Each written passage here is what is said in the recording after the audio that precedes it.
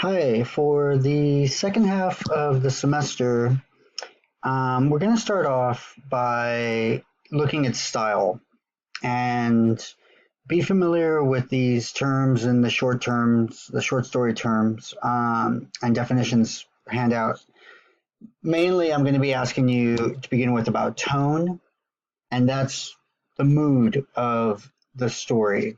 Is it angry? Is it sad? Is it melancholy, etc.? And of course, the voice, dialect, and as usual, irony, and whatever other elements of style that you want to bring in, such as metaphors and similes that you think really add to the tone of the piece.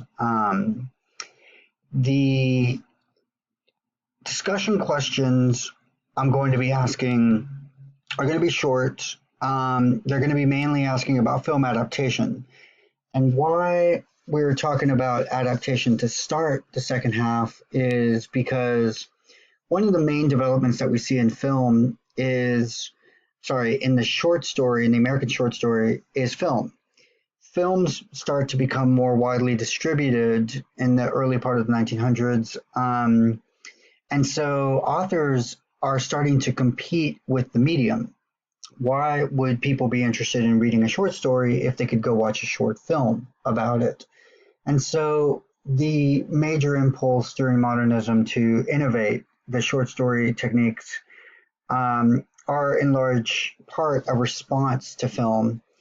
And at the beginning, what you see are films just literally being made almost verbatim with what you see in the short stories.